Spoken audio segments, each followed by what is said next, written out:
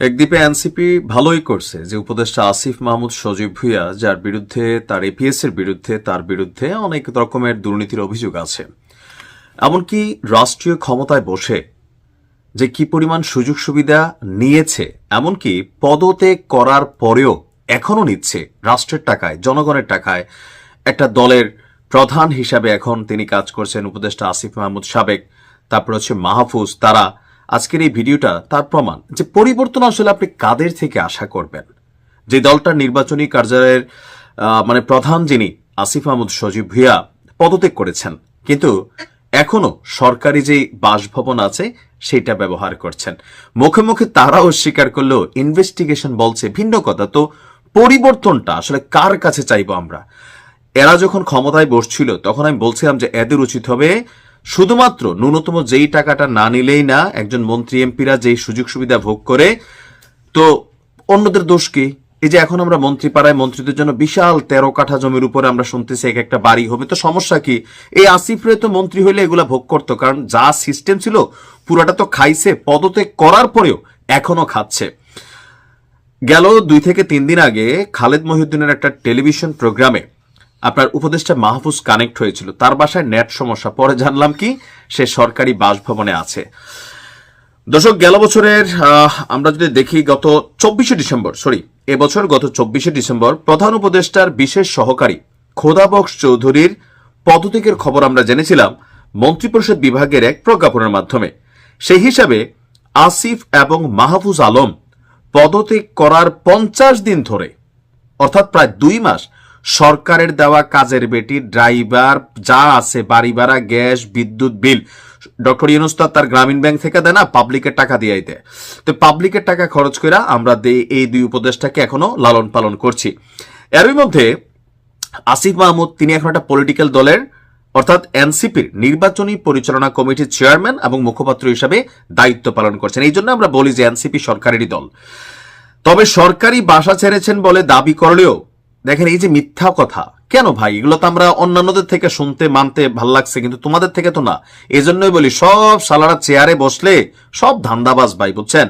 বাঙালি জাতি সে যে আমি আপনি আমরা দুর্নীতির বাইরে না, যদি চেয়ারে বসে যাইতে পারি তাহলে আমাদের মধ্যে এই লোভ লালসা কাজ করবে। যে প্রমাণ দেখেন, বলতেছে সরকারি বাসায় নাই, কিন্তু প্রতিনিধি পরিষদে যোগ দেওয়া আসিফ মাহমুদ সজীব ভুঁইয়ার হেয়ার রোডে বাসা যেটা আছে, নিলয় 6 গিয়ে একজন দায়িত্বরত কর্মচারীর সাথে কথা বলে জানা যায় তিনি এখনো বাসা ব্যবহার করছেন।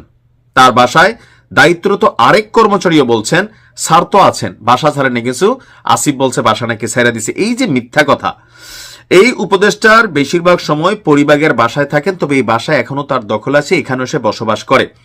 নিলয় 6 আশপাশে উপদেষ্টাদের বাসায় দায়িত্বরত আইন শৃঙ্খলা বাহিনীর একজন সদস্য বলেন এখানে তিনি নিজেদের কার্যক্রম পরিচালনা করেন, লোকজন নিয়ে আসেন, এখানে থাকেন। অর্থাৎ রাষ্ট্রীয় টাকা দিয়ে এনসিপি কে নির্বাচন করানোর জন্য সকল ধরনের সুযোগ সুবিধা ডক্টর ইউনূস নিজেই নিশ্চিত করে দিচ্ছেন। নয়তো এটা কেন হইল? এটার জবাব কি ডক্টর ইউনূস দিবে? ওনার কাছে এখন জিজ্ঞেস করা যাবে? জিজ্ঞেস করলে আবার আমাদের বিরুদ্ধে মামলা হবে না তো? হইতে পারে আর কি। বাংলাদেশে যেটা হয়, ক্ষমতাকে চ্যালেঞ্জ জানানো আসলে ঝামেলার। এদিকে হেয়ার রোডের উত্তরায়ণ 3 এই নম্বর ডুপ্লেক্স বাংলোতে থাকেন মাহফুজ আলম। কবে নাগাদ বাসা বুঝিয়ে দেবেন বা ছাড়বেন সেই বিষয়ে জানতে চাইলে তিনি বলেন নির্বাচনের আগেই বাসা ছেড়ে দিবেন। তো এটা ছাড়লি না কেন? তোদের কাছ থেকে আমরা কি চাই? এই পরিবর্তন। ওই যে নাসির পাটোয়ারি বা এরা যখন কোথাও যায়, পাবলিক প্রথমে জিজ্ঞে এই বন্যার টাকাটি কই, ত্রাণের টাকা কই? তোমরা যে অন্যদের চাঁদাবাজ ধান্দাবাজ বলো, তো তোমরা তো পাবলিকের বন্যার টাকার হিসাব দিছো। জুলাই ফাউন্ডেশনের 100 কোটি টাকা কোথায় গেল? কেন জুলাই যোদ্ধারা এখনো চিকিৎসা পেল না? এই টাকা কই? কে জবাব দিবে? এক একজন আগে নাচতো, এখন টুপি টাপি পইরা ফেরেশতা সেজে গেছে। আমি আশ্চর্য হই, বুঝছেন? এই জন্যই বলি যে এখানে আপনি কারে ভালো বলবেন?